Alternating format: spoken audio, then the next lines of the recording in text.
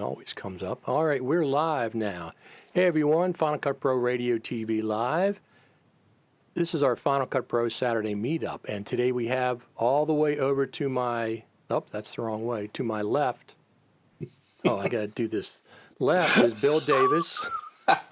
I'm on the bottom for me. Oh, are you really? Yeah, that's Yes. interesting. I'm on the bottom right. Because we're watching in Skype. We're watching each other in Skype, but actually what's going out live is what I'm sending out. So is everybody this direction, or is everybody... Yes, no, that direction. Let me see if I can get this right. This is always a challenge for me. No, that's the wrong way. This way. You're pointing off the edge of my screen. This is okay. Well, all the way to my left is Mr. Bill Davis, and in the middle is this guy edits, Sven Pape. Hello, how's it going? And he's in L.A. We were just talking about it. Even though he doesn't have an L.A. accent yet, he's been there for 20 years, Sven? I stopped counting, but it's around about 20 years. So obviously you've gotten used to it and you like it. Oh, I love it. I love having the sun every day. Well, that's one of the benefits for sure. Yeah. Let me see if I can pull this up real quick. Although this was kind of a weird year this time. Bill, did you experience a lot of rain down there in San Diego? We've had rains come through. Thankfully, where we are, they tend to be short duration. But and I've only been here for a year and a half. I moved over from Scottsdale, Arizona, so I came out of the desert where rain was caused for celebration and consternation because we got so little of it. The celebration was, thank goodness, the aquifers get a little recharged, the streets get washed down. The consternation, and I have great fondness for my old home, but people are not used to driving in the rain. Yeah. And you combine that with the fact that all these miles that cars drive, little microparticles of their tires fall off. And then the rain comes and the entire city, to a certain degree, becomes a slip and slide. and if you don't know how to moderate speed and be very careful, you can fender benders skyrocket. That's funny because we get whenever it snows in Maryland and D.C. and Baltimore, we get the worst driver of the year awards here because everybody just forgets how to drive. Right. It's crazy. And you know what's really interesting, because I've been working in Baltimore and D.C. for years, for 20-some years. The D.C. drivers are completely different than the Baltimore drivers.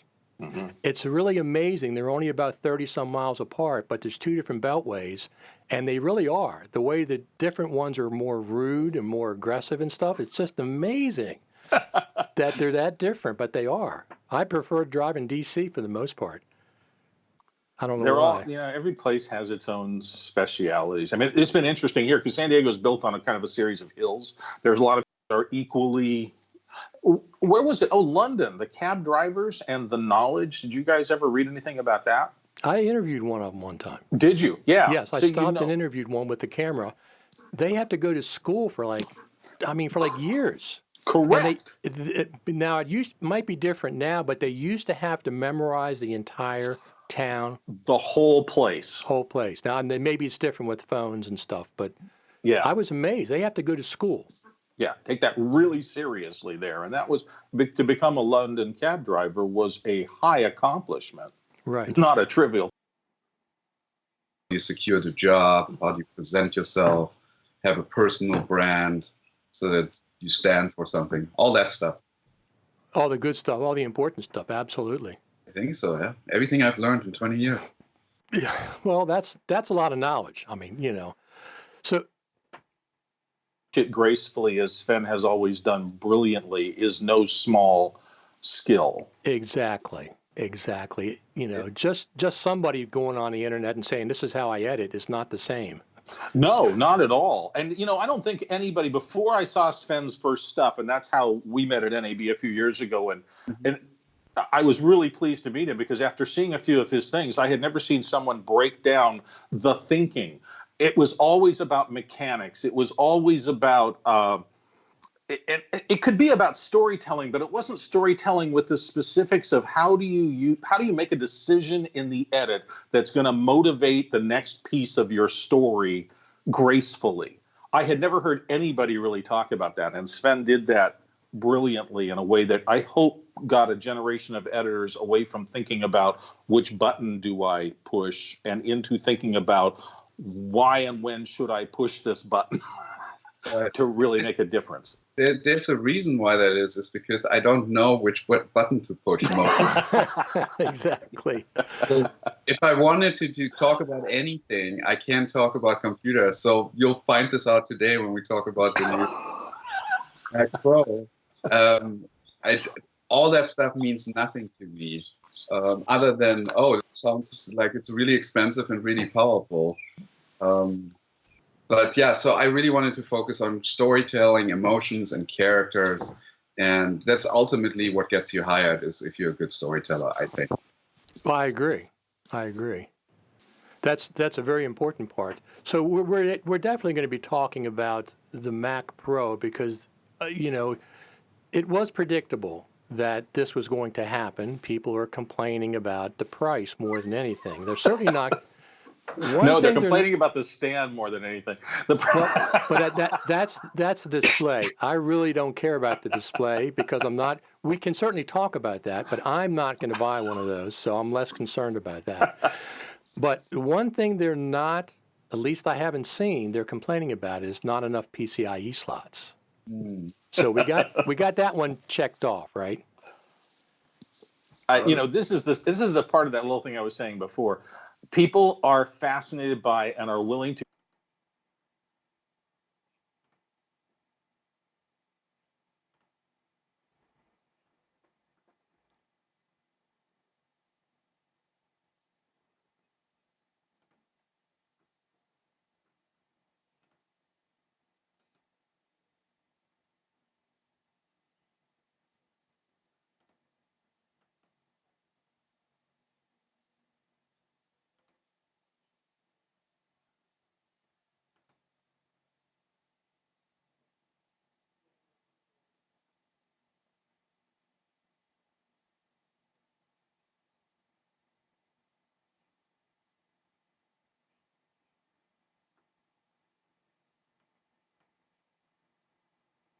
People who have to have high efficiency storytelling accomplished. And it seems to me the world is going in that direction. I mean, the people who produce more content more easily and can get away from the mechanics and get into this soul of the story.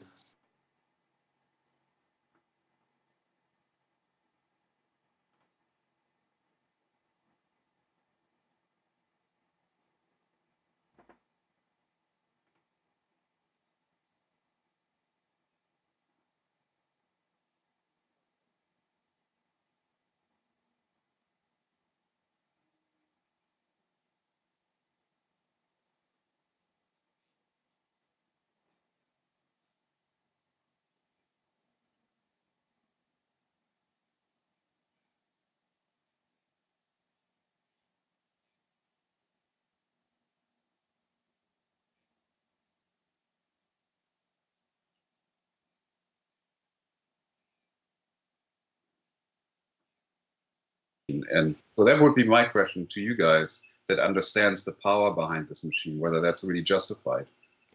And the base model would actually work. Right. That's a very good point, Sven. I'm not sure if this is meant for those kind of people.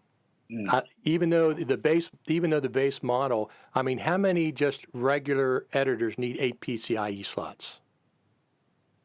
Right. Okay. So they might be better served with an iMac or a Mac Mini or something like that. But So I let's completely take a understand. 10,000-foot view, though, right? The big complaint about the Mac Pro for years, not expandable, you can't customize it, you can't make it fit you. This is 1.0 of a new idea. Well, it's actually an old idea brought back by Apple and modernized into a new generation. And the idea is, at some point, will you be able to just buy the frame and a couple of modules? Like some hot rodders like to buy a chassis.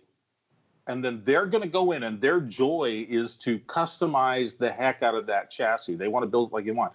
This is 1.0 of that concept for Apple professional computing.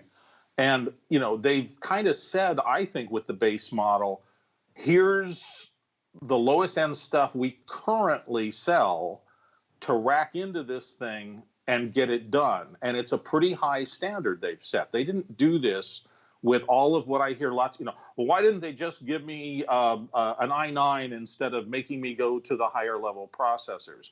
And the answer is, well, they haven't at this point. Nobody's going to say that either Apple or a third party won't do a module someday that allows you to jam an i9 in there if that's the processor you want at that processor's price point.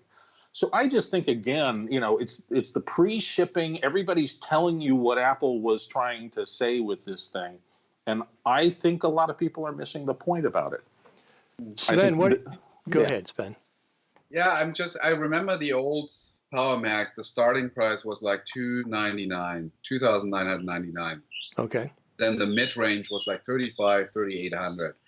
And I feel like that's where I feel like now we're missing that portion. You're saying go to an iMac or something, start there. But then you don't have 4 PCI slots. You have nothing you can really do to expand on it. So for that freelance editor that clearly can't afford a $6,000 computer, they're still they don't have an option right now, I feel like, to get into the game and still do some pro stuff. That's my only criticism on that. Well, do you think that what kind of processor would you think would be better than the 8-core that they're offering? A 12 or a 16? You asking me or Bill? Yeah. I don't know processors, so. Well, what I mean is, you said you don't think it's powerful enough for an editor, perhaps. No, I'm asking the question whether that will, if I invest $6,000, am I good to go to cut? This is my question. Or do I really need to be looking as an editor that wants to cut in 4K? Do I already need to look at a 12-core, 16-core, or whatever the next level? Well, no, I don't think so at all. And I think that's the miscommunication out there, because I think for decades, all of us have said the thought about video editing on a computer was, if my computer is not good enough, I won't be able to get my job done. Yeah. And that was true. That was 100% true 15 years ago. If you didn't bespoke out the parts correctly and get the I/O, everything talking to each other correctly, you failed. You dropped frames and you had a miserable experience.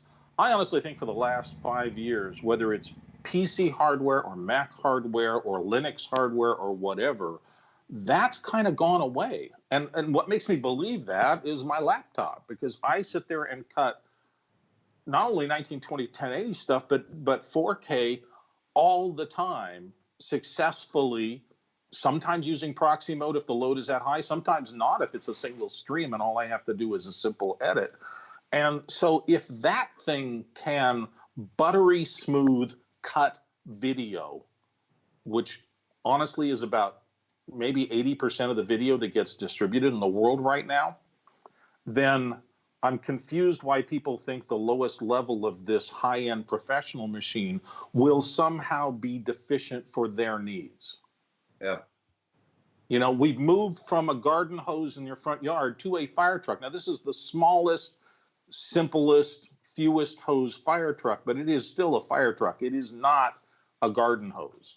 Right. So the question is, if you're only barbecuing and you're not working on forest fires or house fires, why do you have this mindset of the only way I'm going to be happy is to get the maxed out most, why can't I afford the 40,000 machine? That's unreasonable. Well, there's just a very, very small slice at the top who need that $40,000 machine. And I keep saying to people on the net, that's no more than a Betacam deck was 15 years ago. One Betacam deck. It's $20,000 less than a Betacam itself, a professional camera.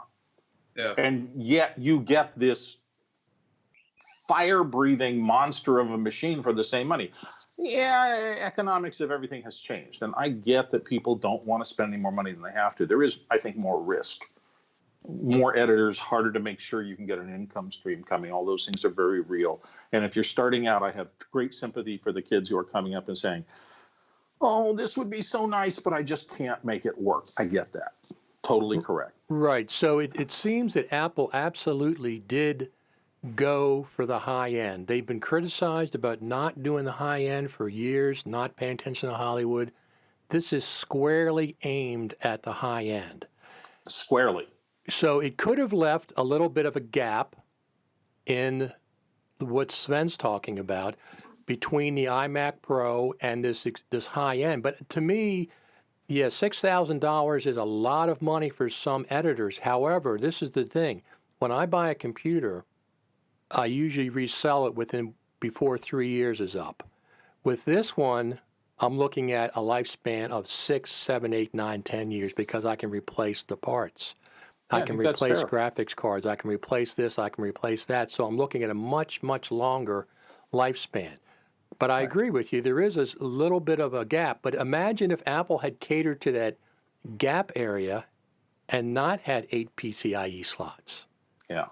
You know, And I would actually ask, in what way is the iMac Pro not fill a big chunk of that gap? And in what way do the regular iMacs, which people are talking all the time about, and what way doesn't the laptop thing, which you can get into for a couple of grand, turnkey, isn't that cover most of it? And I'm great. There's probably notches. Well, what did I pay for my 2016 iMac MacBook Pro? $4,200? Yeah, and you've got well configured. Well, yeah, I got it packed, except I didn't get. I got for my 2016 MacBook Pro. Yeah. I paid like $4,200, I think, something like that. It was loaded, except I didn't get the 2 terabyte SSD. I got the 1 terabyte. Yeah, So this is $2,000 more than that. First off, Apple is a premium company. I'm not saying I don't understand exactly what you're saying, Sven. There's that little mid area that may not. People can't, if they had a 4 PCI slot one, for example. Yeah, that's what I would say. I mean, I stayed away from the iMacs because I can't put a card in there if I need to. I don't know what's going to happen 2-3 years from now. Sure. Well, you're kind of with an iMac Pro. I don't know if that value will really hold up for 5-6 years as it would have been with that same kind of thing where you can keep upgrading. Yeah. And you don't like the Thunderbolt extension chassis for putting a PCIe card in? Well, I found another way to figure this out, so I just went a different route. But I feel like I'm a working editor, feature film editor. Sure. I'm not sure this $6,000 computer is for me. I'm like, it feels like I shouldn't be working on this machine. So what price point would you say would be the max you would feel comfortable for a Mac Pro of that caliber? For a Mac Pro that I can play around with and do my own stuff with, I think it should start at $3,500. Okay, so maybe 4,000 then. Yeah, something like that, so that you can get into the game and do a little bit of customization. And then if you really feel like you need to have some bigger guns and all that stuff, then make it go all the way. 8 slots. What did it say? How much is the top model going to cost? $30,000, something like that? Oh, probably more than that. Yeah, probably 40, more than that. 45. Yeah.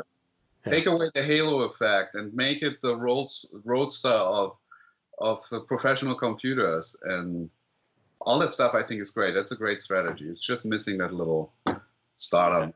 Like an overlap. I know exactly what you mean. Between the iMac Pro and the Mac Pro, there perhaps is a gray area there that could have been, but by the same token, I really can't. I mean, that's a lot of money for a computer for me, even though I spent $4,000 for the MacBook Pro initially. Yeah. But I've had it for 3 years, so that's whatever that is divided by 3. But I expect, like I said, the Mac Pro to last longer because I'm going to be able to, I guess, can I update the CPU? I think I can, right? It's not soldered in. So at some point, if I go with the 8 core initially, I can go in some point and go get the 16, the 12, or the 16, or whatever I wanted to do down the road if I needed that kind of power. I would assume so, right? Yeah, I think so. I mean, that's what the idea of that's not being soldered in, to me Yeah. anyway. Yeah. It seems weird. It seems like a lot of this is a reflection of the fact that it's, even though they say the economy is booming, it's very, I think, sawtoothy. There are people who are doing really, really well, and there are a lot of people who are struggling, and particularly in things like video editing, where there's been a great influx of new people. There are more people who are touching video and editing it today than ever before by I think exponential numbers. And so it's not so easy. People, as old timers talk about those days when we could get big day rates and stuff like that, and that shooting was hugely expensive, and that the catering budget of some of our larger shoots was bigger than the cost of entry of these machines. Right. But you have to acknowledge that the industry has changed. I still think this is Apple these days is ship and iterate. They are no longer ship and just support. Mm-hmm. Their process is to get something out there and then tune it up, right? Mm-hmm. You ship the phone, and then over the course of 10 years, the phone becomes more powerful, more capable, has way more things, and the ecosystem they build around it of people making things for the phone explodes, and that adds huge new capabilities to it with apps and things like that. I suspect that the new Mac Pro is going to turn out to be the same kind of thing on a somewhat smaller scale, because the iPhone is a gigantic monster global thing. But I do think, I was listening to one of the Apple guys, Apple Insider, I think is it, has a talk with the project manager for the new Mac Pro. And it was interesting, and he was talking about how many lessons Apple learned through this development effort that are going to percolate across regular Final Cut editors on laptops and stuff like that, that research and looking into things that they had to solve for making this high throughput, massive processing monster will trickle down to the rest of us. Mm-hmm.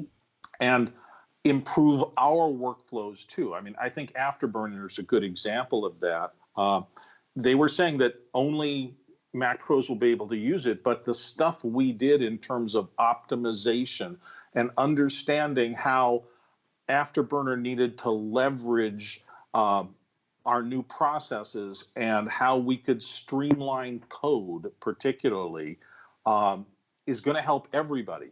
And I think when the Mac Pro hits the streets and we get a new version of Final Cut Pro that is mostly written to take advantage of the new machine, I think the rest of us who don't have the new machine will see a lot bigger and better processing capabilities on our machines. Yep. And that's the research halo. Yep. Metal particularly, they put a lot of resources into metal. And man, metal is at the heart of how this new Mac Pro monstrously processes pixels. And the fact that they can, throw the ProRes encoding off onto Afterburner and then bring it back in, and it takes all that processor load off the main processor and the GPU and the CPU. And it just says, we'll just do it elsewhere. That idea might eventually end up on laptops and everything else and really jack up their performance. And that's the excitement of research efforts. And this was a huge research and design effort for Apple. I think it's going to pay dividends for a long time. So go ahead, Sven. No, I was saying, I think you're absolutely right. I see that. So I agree with you. Yeah, I think people look at it, and this is typical and it's normal, and I get it.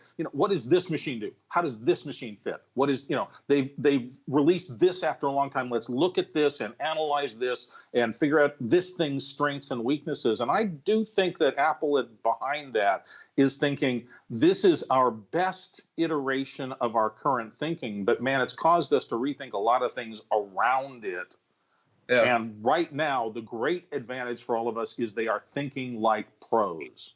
Yeah. They are thinking, what does a professional in the seat need to get my work done every day without compromise video editor need to succeed? Yeah. And we can only hope that that thinking percolates down into smaller tools that more people can can leverage as well.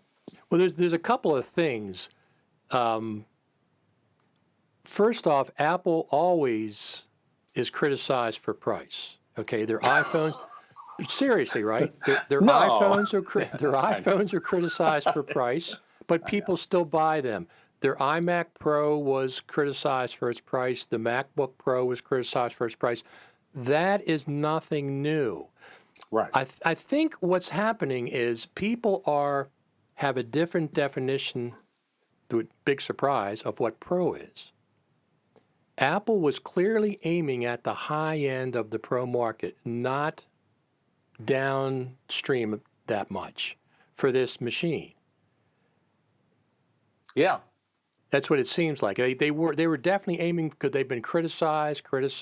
They're not paying attention to Hollywood. They're not paying attention to Hollywood.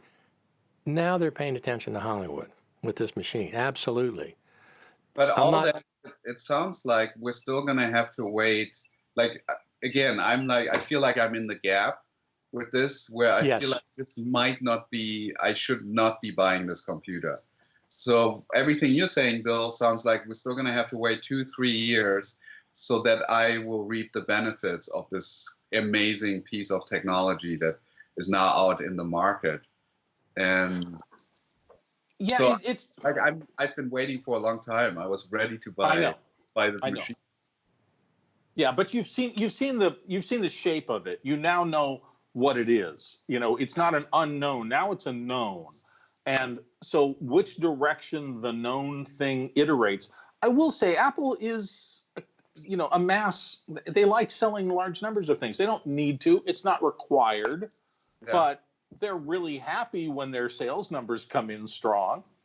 So they will see how this performs, this high-end niche product for professional editors. It will spin off, I believe, technologies. I think we'll see something like Afterburner maybe in a housing someday for laptops.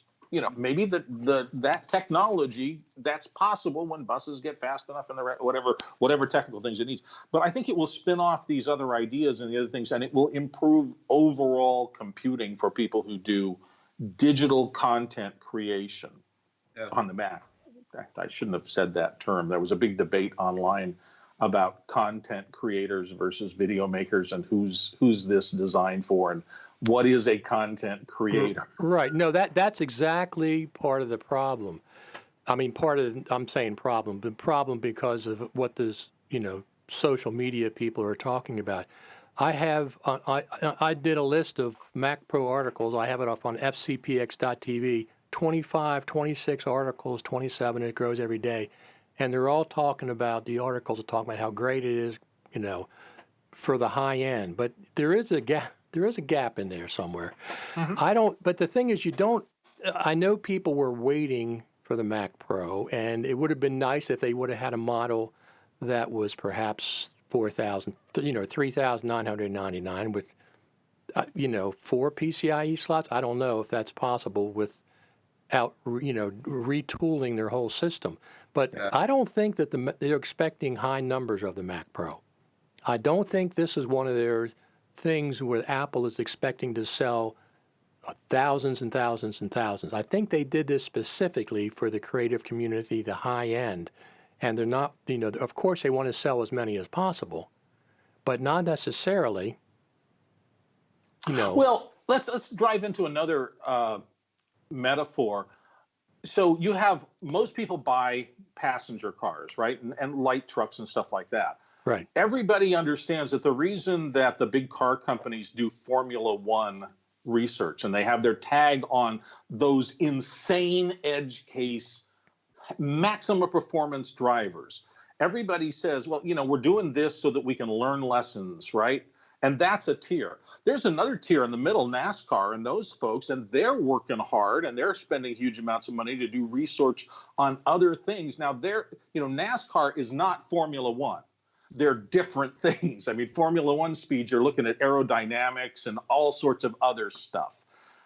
NASCAR has, dependability and a whole bunch of other very high-end engineering criteria And then eventually all that research hopefully gets into real cars that real people buy.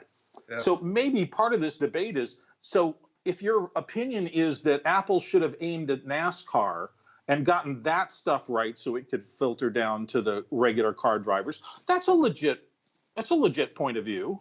But there's also, I think, Apple's, which is let's research Formula One and all of that stuff, because maybe in the long run, cars are going to get faster. Maybe when they're all robotic and computer controlled, they'll be going 250 miles an hour in your Uber because it's all computer controlled and safe. Who knows? I'm just saying those are two legitimate attacks. Apple clearly went Formula One with this machine. They did not do a stock car, and a great stock car, which is a hard thing to do really well, no question. So Sven, from your point of view, since you're like the guy that in between, you were disappointed because of the price point, or? Well, I was excited about the machine, and then I was a little sticker shocked by the price. And so since I don't know the technology aspect of things anyway, I just assume it's an amazing piece, but I assumed everything else they do is an amazing piece of technology. So then I go and ask my buddy, who's very, very keen on this, Dustin, who you've met at NAB, Bill. Yes, great guy. I asked him, what's your recommendation? And he said, don't buy this machine. You should be buying a 2018 Power Mac, the book, what is it called? The MacBook Pro. MacBook Pro. That's the sweet spot right now. You get it right now for maybe $2,000 if you're lucky. Yeah. And it doesn't even matter which processor, like what the gigahertz is. They are all, don't even buy the high-end one because it's going to throttle. Buy the end one and save some money. And that will be the best bang for your buck. That's his recommendation. So I'm going to do the same thing.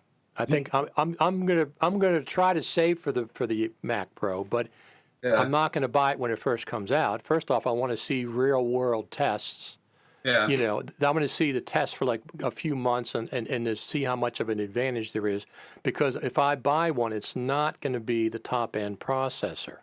Yeah. You know, I'm going to buy probably not the 8-core, maybe the 12-core, and I'm going to get stock RAM because I can upgrade the RAM. And I'm hoping the SSD drive can be upgraded because they only offer a 256, but it's in what do they do? The Mac OS now encodes the hard drives. What is that called? It's a security thing. The AF, not. You talking about the format or the bus? They format them. It's more than formatting. It's something for security that they do to the hard drive. So I guess a hard drive is going to have to be compatible. In other words, I'd get 256 and I'd swap it out for 1 or 2 terabyte from OWC or somebody else. Yeah, that's part of their security sandboxing initiative. They don't want anything from the outside reprogramming anything to do with your main machine because that's a hack point of entry. So I'm hoping that the SSD can be swapped out. That's one of the things. Memory can be swapped out. Graphics cards, no problem. That all can be swapped out. I presume the CPU at some point can be swapped out since it's not soldered in. It's socketed in, so that can be swapped out. If you get the base model now, a year from now, you can get a higher CPU. So the old Mac Pros, as we know, have been around. People are still using those cheese graters after all these years, swapping out components. So upgrading, I upgraded to an SSD. I upgraded my graphics card. I upgraded everything on those things as far as I could. So the idea that if you do get the Mac Pro, it'll last longer than I think a typical Mac. But I agree with you, Sven. I think the MacBook Pro is a good sweet spot, especially if you need a PCIe card for the time being. Get a Thunderbolt, extension chassis for that. Right. They are hugely capable. I mean, I've done probably 250, 300 videos on this thing and got paid for all of them, and it's been a real pleasure. I was astonished when I revved to this, and I think this is a 2016 MacBook Pro. It's not maxed out, but it's pretty much. And I did get the external R9 graphics option because the GPUs tend to affect what we do blasting pixels to the screen as much as anything. So sometimes a GPU upgrade, I don't know if you can stretch to the Vegas or something like that. I think you'll get some bang for the buck out of that. But even with all of that, I think I paid like $3,500 for that 4 years ago. And I swear I think I paid for it in the first quarter. And, this has to do with your business model and what you're billing and all the rest of that. And I understand that everybody's different there. But it's just been a workhorse. And I think the new MacBook Pros are workhorses. I've heard from people that the iMac Pros and just the regular iMacs can be workhorses.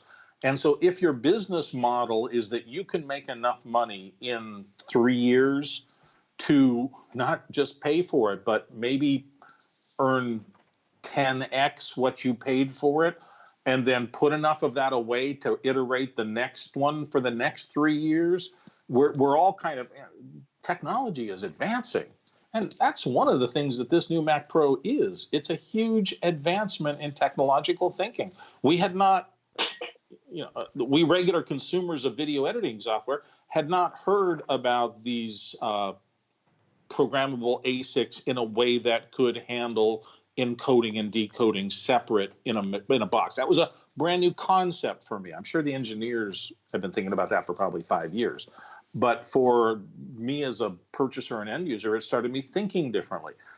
And, the thermal load issues, I knew that as you get stronger and stronger processors, that it gets hotter and hotter. And I'm sure that jokes will be coming from the people who get them. It's like, I think I made one the other day about, yes, it's a computer and a pizza warmer at the same time. This is a lot of power running through a thing under your desk. And I think I heard something, maybe it was Craig Federici talking on during Fireball last week, but somebody mentioned the fact that this machine, one of the constraints in design was they wanted you to be able to plug it into one 15 or 20 amp regular circuit and have the thing run and not blow your breakers. So there was a lot of engineering into trying to make just that happen. Well, yeah. Well, it's obvious that Apple went for the high end of the Pro market. Well, with that concern, because they could have said, we're going to build something where you need 2 dedicated circuits for it, and they would have gotten much more power. I bought air conditioners for my studio that were silent mini split system air conditioners, and you had to think about, does my panel have enough power to run this unit to give me the professional results I want? Well, air handling without noise. That's at the top end of using it. Most people are not going to use it at that high end the entire time. Absolutely. Well, but some people in those office parks where they do high-end stuff, they could do that, right? Apple could have made something you can't plug into the wall. No. It has to be. But they have electricians they can add. They can rewire, get their dedicated circuits. Right. One thing I learned, I built my own house back in '86, and I built one, and I work on the one now. I always there's 2 things I do. I always install 36-inch doors, even internal, getting furniture in and out. Because a lot of them are 30-inch and 32-inch. And I know. I've had some of those in old houses. And the other thing is I use 2x6 studs on the exterior wall instead of 2x4s, so for better insulation.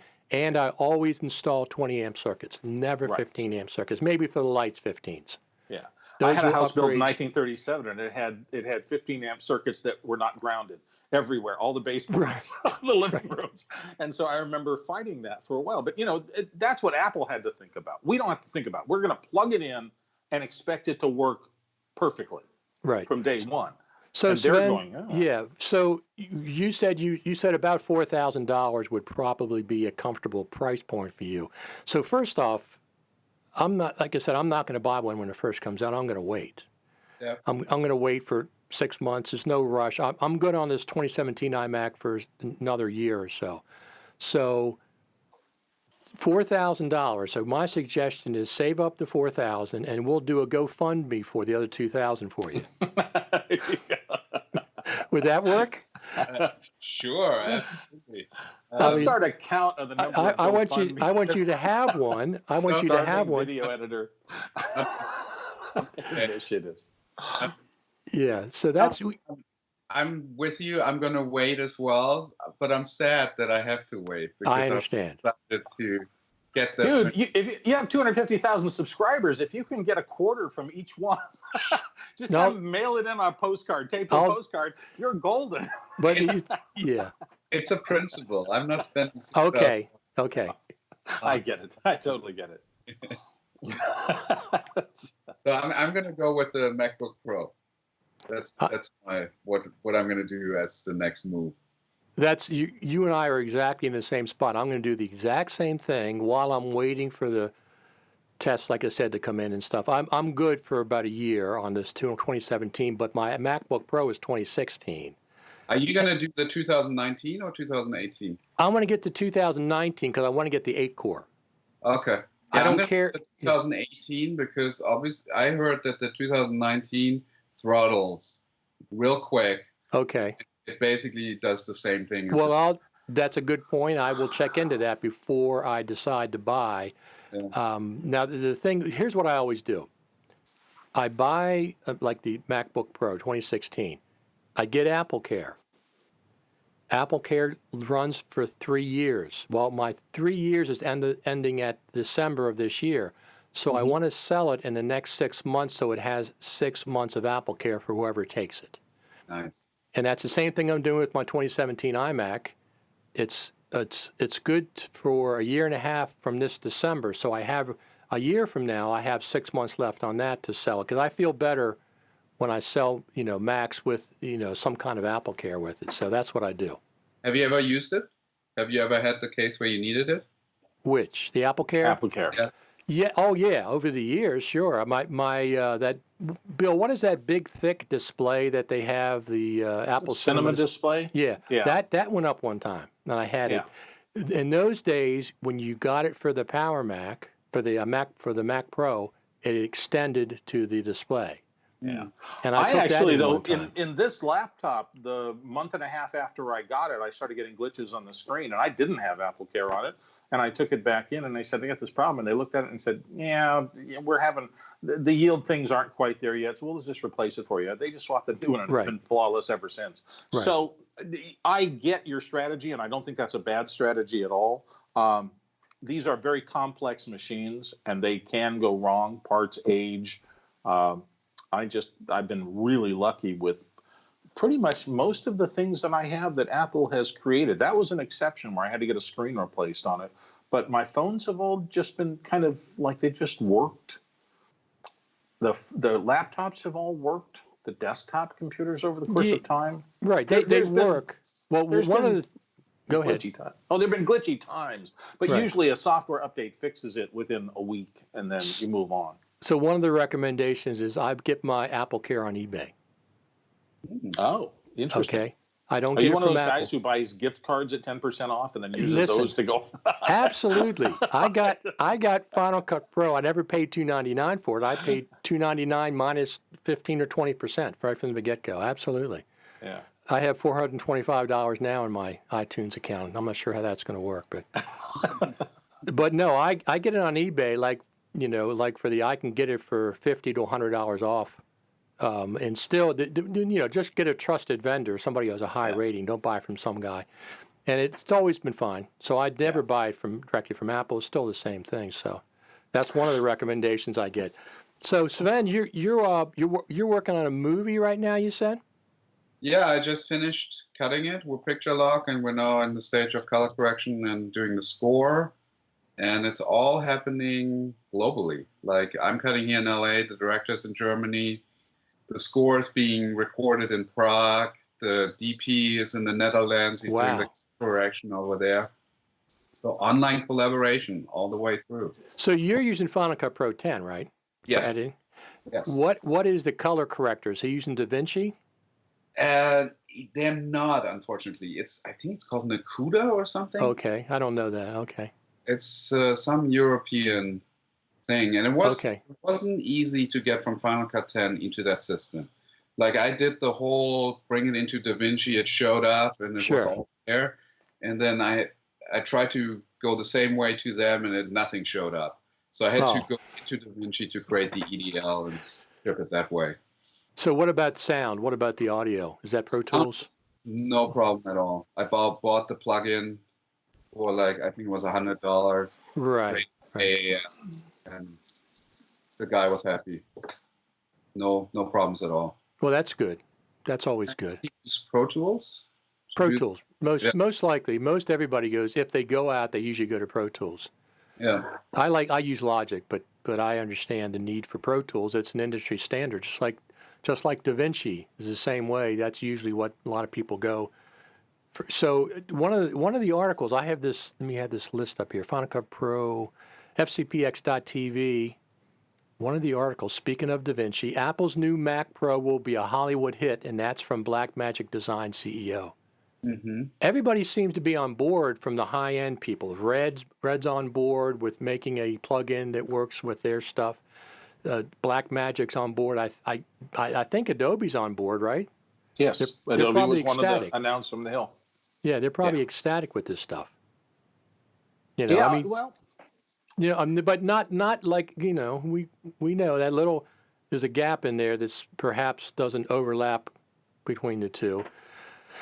So and there maybe should be, because if you're, I do think there's some truth in the old phrase, if you're designing for everyone, you're designing for no one. You have to have a target. You know, it's like, I'm going to make a movie. Well, is it comedy or drama or, you know, a farce or a thriller? And well, I'm going to make it for everyone. Well, then you get a lousy movie. You know, you got to know what you're trying to. You got to know the target. but I want Sven to have one. That's my goal. If I got to do a fundraiser on Final Cut Pro Radio, I'll do it. We'll get you one. I don't need it. I'm fine. No, I mean eventually. Yeah. Well, you know, of course, the price will be coming down. You know, next year, or whatever, when they have an upgrade. Or the other thing is you can save 3% if you get an Apple Card. So they. With the 3% of 40 grand is nothing to sneeze at. Well, that's yeah, exactly. You know, if you buy Apple hardware, any Apple purchase at apple.com, you get 3% automatically. So, what is your prediction on the iMac Pro? Are they just going to plummet, or? What do you? They're going to keep updating that. I think that's a very popular machine. Okay. But what did you mean? Just they're going to ignore it? No, I mean in terms of like the resale value of an iMac. Oh. Now that you have one and you spend, how much were they when you bought them? They were. Everybody said they were too much money, but they weren't. They were great machines.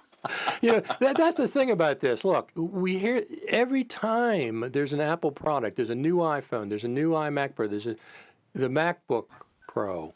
It costs too much. I understand that. It does. And would I like it to be cheaper? Absolutely.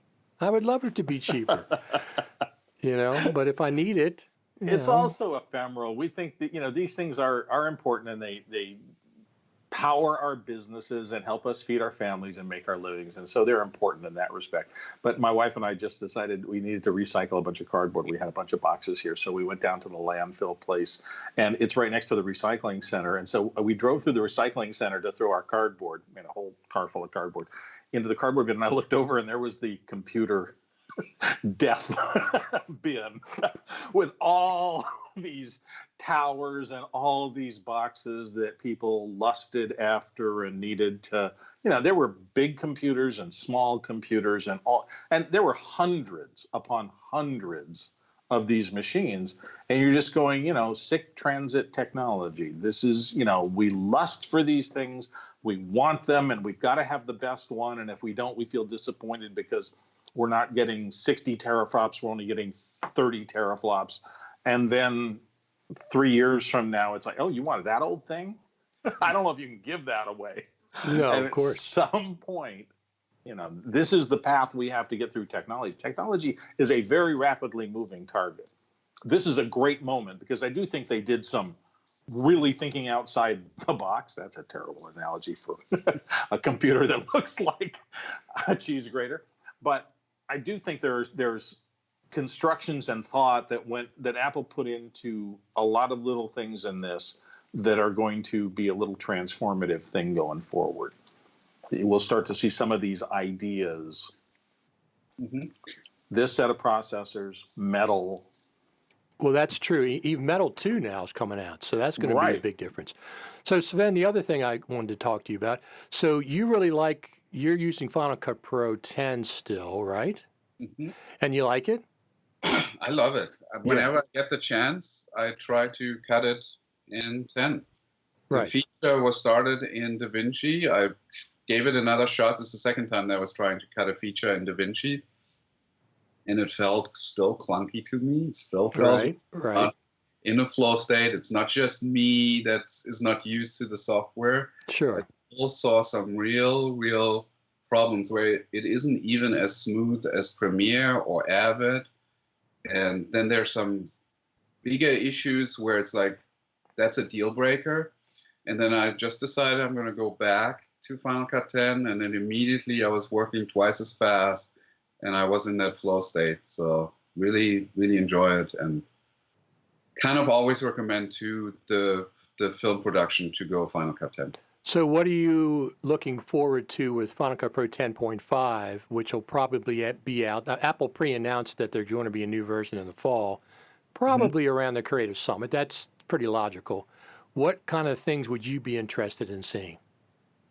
I really want them to improve the match back function, where you can match back from wherever you are in the timeline to your smart bin or smart collection.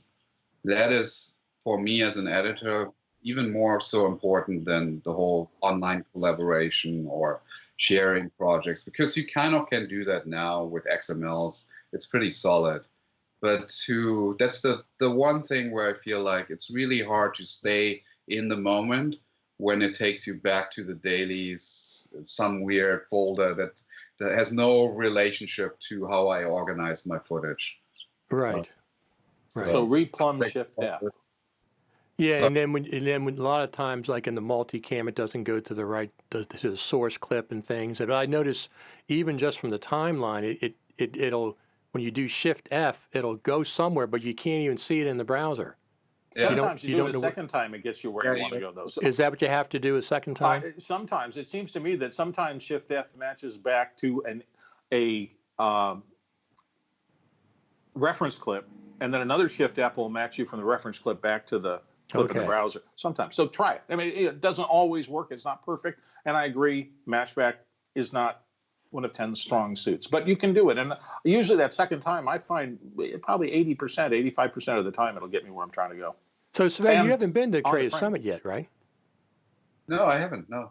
We want you to come this year. Be Because fun. 10.5 is going to probably be released. Now, for people who were looking for a big feature update, though, I will say I've been hearing some rumors just on the things I've been watching post WWDC, that a big part of what Apple is doing right now with Final Cut Pro is optimizing it for Metal and optimizing it to blaze on the Mac Pro when the Pro comes out. Again, I think that's going to help all of us because all these machines will be running Metal, and that whole API is like a big deal in terms of speed. We may get a lot of, wow, 10 is running a lot faster, or 10 is running a lot smoother, or 10 is even more stable. We may get a lot of that. We may not get a lot of features. Mm-hmm. So I don't know what the engineering team is working on, but I have heard from 2 or 3 people that the integrating Metal into all of the code deeply for Final Cut Pro 10 is no small undertaking. Right, And but that we may have resources. if it comes out in the fall, we gave them an extra 6 months. Because that's plenty. We want features. We want some features too. I mean, they can't listen. They can't just go to the Creative Summit and we go to Apple Campus and they go, well, 10.5 is exactly like 10.4 except it runs better. They can't do that. That doesn't make sense. But I understand what you're saying. That's one of the reasons why going from 10.4 to 10.5, apparently is taking 2 full years. If you're a race driver and they're working on the engine, at some point they're saying, we got a new idea for a new engine. It's a really great engine. We think it'll make you go faster, but we can't work on the other stuff. We're just going to concentrate on the engine. And, I understand everybody wants all these other things, and I want them too. Well, not all of them, just some. Yeah, that's right. They have to Depends throw on some who- candy. That's just some candy at us, right? Yeah, I'm You know, sure they something. will. I'm sure they will too. Somebody did the deep look at the WWDC thing, and right, they saw that little wait. There's a new mask thing when they showed Final Cut Pro 10. Yeah. So they've changed masking maybe somehow, and so we may Right. get better masks. People are always after little clues. That's exactly correct. Final Cut Pro 10 Kremlinology. It's like, it's crazy. So, Sven, besides the better matchback, what else would you like to see in 10.5? What other, what about like colored markers or movable markers or? Yeah, that'd be nice. Some form of selecting. I hear that they're working on some canvas style way how you can organize your footage, put your shots together, cluster them. I don't know if that's going to come out, but I've heard rumors that that's something they're playing with. Okay. So that'd be exciting for me. Anything that helps me be more creative, that kind of stuff. Great. Well, like it sounds like one of those. Oh, it sounds like one of those things that might have come out of the patent. There's people who watch patents, and they, hey, look, Apple had a patent for this that they turned in 10 years ago that they finally were awarded last week, and it's a way to do this kind of stuff. So you go, well, then they have a patent on it. Maybe they'll dust that one off and do some cool stuff with it. Well, one of the things that I'd like to see is when I work in Logic, I can select individual clips on the tracks and color code individual clips. And then when I go and look at it visually, I can see instantly this section visually. I understand Rolls does that with lanes, but I'm talking about individual clips. I'd love to see the ability to color code individual clips. That would be nice. Do you use that in Resolve ever? I do it in Premiere, and Okay. I really love in Premiere the whole markers thing. I think that's something to really look at. Different colors, having a tab running on the side where I can read all the markers as I'm playing the cut. That kind of stuff is really, really cool. I'm fine with that as long as there are limits. I do think they spend a lot of time, particularly now when we have dark mode. I think the interface designers, particularly for Final Cut Pro 10, spend a lot of time thinking about how do we make the content the star rather than the interface the star. Mm-hmm. And I noticed that when I'm doing a project right now, that the content needs, when they project this thing, the content really needs to be the star. And the art directors and the people who have created the world around this have been great in giving me a palette that's pretty, but is not conflicting with the fact that I have to put 100 and some odd videos into this design and make the videos the star, not the interface the star. And I was noticing the other day that when I'm working in 10, I get that same feeling. The interface isn't shouting at me with little bright pops of color everywhere. The content is what's popped out of the whole interface. Right. So I know like the roles and the lanes color tags, some people would like a lot more and they may like brighter. Let me just highlight with bright yellow this thing. To me, that's a double-edged sword because I could end up using it to the point where I have such a visual mess of little highlights. I've got a Post-it note in yellow there, and I've got two things over here that I put in bright red, and I put a bunch of things down here in bright blue so I can remember them. And pretty soon, your whole visual field is just all these sparkly colors, and where's my content? And Bill, so I think that's it. Yeah. Have you used bananas and cherries and stuff in the browser to distinguish your clips? Things? Not those specifically. I do use a lot of emojis in my browser work when I had something that was very complex and it needed a lot of sorting. Right. So states, I was doing a lot of things for the web that went from a working on to a send out to get approval to it's approved. And the fact that I could use a green check mark for it's approved, these projects are in transit. I mean, it's very much what Frame.io does in terms of needs review, approved. I used to do a lot using emojis in my browser. My point is, it's color that you're using. Yes, absolutely, no question about it. So that's the kind of thing I'm talking about for color.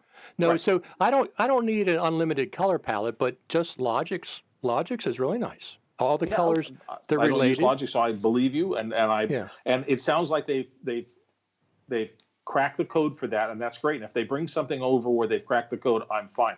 I have seen a couple of the look at my complex timeline that came out of other NLEs that make me dizzy and make me want to puke.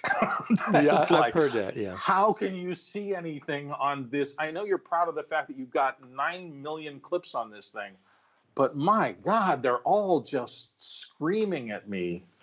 And it doesn't make any sense. And I look back at the 10 timelines, even complex ones that I built. And I went, okay, I can figure that out. That's, that Right. there's only color where color means something. Well, here's one feature I think all of us would like to see. That's the ability to expand a compound clip directly in the timeline without going to another panel. Mm-hmm. That would be nice, wouldn't it? Just, like a drop-down arrow or something. When Turn I'm down. talking to people and teaching them 10, as I do occasionally, not as often as I used to, the whole idea of reference clips being not what you're used to, because everybody came from bins, everybody came from subclips, everybody came from these things that were not like the database-driven things that exist in 10, and it's kind of hard to get them to think, when you have a compound clip, it's not the code for the clips in the compound clip. The code for the clips are still back in the original location, and everything is just metadata representations of those things. So you start with this idea of a compound clip. You make these 5 clips into a compound clip. The compound clip you can put into another compound clip. You can use that as part of a sync clip. You can get containers and containers and containers and containers. And I have seen it happen sometimes when people don't understand that. They think they're actually copying the clip into these new things. And instead of that, like at some point they're going to go, I'm going to go back and clean up things. And, oh, yeah, these things a long time ago, they're in my compound clips. I can throw them away. And everything, their whole timeline lights up red. And they have totally hosed themselves because they didn't understand they were just referencing everything. And when Apple named those classes of clips as reference clips, I think that tells us something. You have to think about them in a different way. And so that's just, for the people coming into 10, I think that's important to kind of wrap your head around. Well, and speaking of that exactly, Bill, is I never start a project until I have 2 or 3 physical copies of the media on different hard drives. And a lot of these people will come in there and say, oh, I messed up and I trashed my media. And I say, use your backup media. Yeah. What do you mean, backup media? Final Cut Pros, this backs up automatically. I said, that's just, no, you should have a separate hard drive. But Sven, you'll get a kick out of this. Last year at the Creative Summit, the keynote speaker was Justine. I'm sure you know her. And Jeff Greenberg was interviewing her, and he asked her, he goes, what kind of a video you put up are you disappointed in? Or he asked her if she's ever disappointed in her videos. And she goes, oh, yeah, absolutely. And he goes, what kind of numbers are we talking? She goes, 250,000 views. That's what she's disappointed in because she gets 1.5 million views. Yeah. So at 250,000, it's all relative, isn't it? Right. Yeah, I feel for her. That's terrible. The poor thing. Exactly. I got 150 views of something I posted yesterday. I felt like at least I helped 150 people, maybe. So, Sven, your new project, how is that doing compared to the original This Guy Edits? About the same, or? Are you talking about the online editing course? Yes. It's great. I mean, what I love about it is it's another column in this whole mix of being able to talk about stuff I care about, being able to write my own ticket and choose the projects that I want to work on. So the channel has allowed me to say no to certain editing jobs and say, you know what, I'll make the same amount of money over here doing what I care about. Okay. And make myself available for feature films. And this course does that too. I get to teach things that I feel like I can speak of and can really create something where I feel like this is the best it can be, and then it allows me to really just focus on the things I care about. So I love it. So tell Apple what you think about the Mac Pro, because they watch this Right. But listen, be nice and professional. That's all I'm asking. Yeah. No, I think it's an amazing piece of technology, and I think Bill is right. It's gonna do a lot of good things for the community. Absolutely. If nothing else, just Apple people pinged them for a long time, legitimately, that they had taken their eye off the professional ranks. That they had, the thing we heard a lot is they're just all concerned about consumer stuff. They're, iPod sale or not iPod, iPhone sales are driving all their bottom line profits, so they don't really care about anybody else. Well, clearly they put in a lot of work. Yes. And did it in a different fashion than we were used to. I mean, the whole pro apps study group. How do I say this right? They came up with a lot of things, I think, that solved a lot of problems for a lot of people in that tier. Yes. Now, maybe that tier was too pro. Well, and maybe I think that it was the high end of the pro market, absolutely. Yeah. The fact that they made a rack-mounted one, who's that for? That's not for the consumer. No. I mean, the old 2013 Mac Pro, what are you going to do with that? It's, you warm a bagel on the top of the thing is what I always said. Right. But, which is fine. I mean, it's a beautiful little design, but it was not nearly expandable enough, powerful enough, et cetera. We all know the reasons why. Not that there was a bad machine. A lot of people used it, but it wasn't for me. I like the old Mac Pro, and I've been teasing for like a year or longer that I wanted to see a mini cheese grater for the new Mac Pro. And I swear to you, when I first saw the Mac Pro introduced at WWDC, I thought they were pulling our leg. I thought they were saying, everybody wants all this stuff, and then they're going to say, no, we got something else for you. But what happened was all these people went in there, and all these professionals that Apple brought together in the same room, and they said, I want this, I want this, I want this, I want this, I want this. And Apple said, okay. Here you go. We're going to give it all to you. Plus, we're going to do the afterburner module, which nobody saw coming. Right. So they never can please everybody, and I understand there is, there is a gap in there, and I kind of agree with you. If there was a lower price model, I would probably get that one. But I love the design of the thing. The other thing I kept saying was keep Johnny Ives away from this design. Because, normally, look, Johnny Ives does the design, and they have to fit things inside the design. This was the opposite. So they said, no, we're doing 8 PCIe slots. We're doing X, Y, and Z. You fit your design around what the pros need. And that's what we got. And it looks beautiful. I mean, I think it's a gorgeous machine.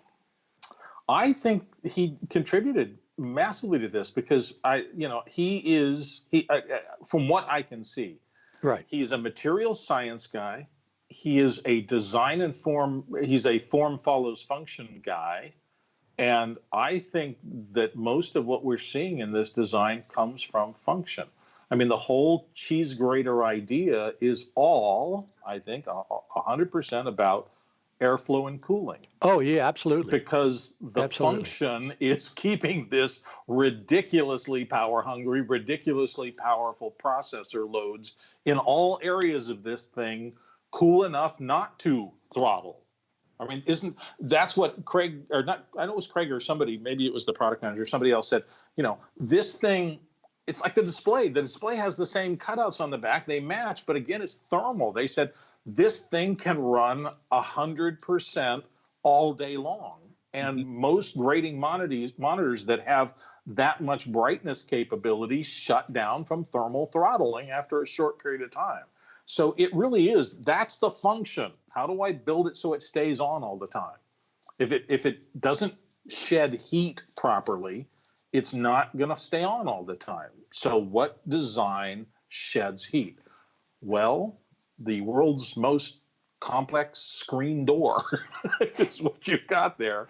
And then a whole series of passive and active fans on the other side sucking the air through the screen door. There's some discussions about filtering and stuff like that I think are going to be interesting as this comes out. But the primary thing is keep it running.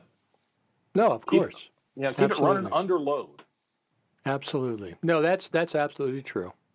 So anyway, I think we've covered everything. We let Apple know what we think. Sven's gonna get one way or the other in the next couple of years. We're gonna figure out a way to do that. I'm And then excited. I'm gonna take the train up and borrow it from him. Yeah. I do love taking the train up from San Diego to Los Angeles to visit my friends. So we'll have to have lunch sometime, Sven. But Sven, if we can get you the Final Cut Pro Creative Summit, you can teach a class there, or whatever. That would be really cool. I'm game. Let's do Yeah. it. It's probably going to be November this year. Okay. It's really up to Apple. It's really up to the whole Apple visit. It's everything centered around that. So last year was the second week. Was it the second week of November? Maybe I they'll think? freak us all out and do it late September. I think that's too early Why? because Apple's not ready. That's why. Why? I don't know. I have no idea. I'm just saying, we thought it was always going to be around Halloween weekend, right? Or Halloween, right about then. The first 4 of them were right at Halloween. Right. And then all of a sudden it was pushed back because things weren't ready, I assume. Right. Or with the new opening of the spaceship, they just couldn't schedule it in with all the things Apple had to do to get that off the ground. Yep. And so if they're ready, if this metal rewrite initiative and if whatever features we may be allowed this time get done quick, they can do it in September. Well, the other thing is they could certainly, since they've already pre-announced the new version of Final Cut for the fall, they certainly, if it wasn't ready, they could certainly show us a preview at the Creative Summit. Yeah, and you and I both know we've been there when they've released in various ways either an advanced technology look behind closed doors or a public, we are definitely doing this and it's definitely right around the corner. Exactly. Kind of tiered release. Which they did 2 years ago. Yeah. And, They did that. and for all intents and purposes, what they did a week ago, because you can't go out and buy this right now. Right. And Apple does tend to do, here it is, it'll be available on Friday. Well, this isn't that. This is, here it is, this is what it's going to be like, and you can get it sometime in about 2 or 3 months. Exactly. Yeah. And I understand a piece of that. Part of the puzzle, somebody schooled me on the fact that has to do with, Apple's a publicly traded company. They can't do future looks at things that'll sell and make them money or not make them money. So there's some constraints where you can't get too far. You can't pre-announce things too far in advance if it could possibly have an effect on your share prices. Now, I think that's all SEC regulation stuff. Absolutely. But they said it's here, so it has to exist. They're a public company. They can't fake that. So, Sven, where can people find you online? I would say go to YouTube, thisguyedits.com, start from there. You should go there anyway because Sven's stuff is fabulous. You should watch through his channel. Absolutely is. You will learn a lot about the subtle arts of making your content much better for your audience. It's a good combination of not only the editing skill but personality as well. Oh. Yeah. It's a really nice combination of the two. That's a great editor that's grumpy all the time. Who in the hell wants to watch that, right? I don't. Nobody who pays any attention to me. Yeah. All right, gentlemen. I think we've solved all of the Mac Pro problems. We've just done it. We just got a strike in a bowling alley. We solved everything. Well, hopefully we've helped people understand some of this stuff a little bit more. This has all been speculative, but sure, it's an exciting time to be a video editor. It really is. Oh man. I mean, the early days when literally you had to talk your way into a television station to get your grubby mitts on a T-bar and learn how to do a dissolve, to where we are today, where you can launch something on your phone and hack out a nice little communications piece in 5 minutes, and all the thousands and thousands of tiers in between. It's the golden age of creating content. One of the things they said with Afterburners, you can go through you can do 3 layers of 8K or 12 layers of 4K with the Afterburner. I don't know what processor they used or how much memory they had, but they're talking about the Afterburner itself being able to do that, and that's with ProRes material. And that's not proxy. That's not any kind. That's not pure, proxy. Full raster, full bit depth content. Well, the ProRes RAW is what it is for the 8K ProRes RAW. Oh, was it for? Yeah, That's right. It couldn't be uncompressed, but yeah, no, that's ProRes nuts to RAW work and on. ProRes, yeah. But Yeah.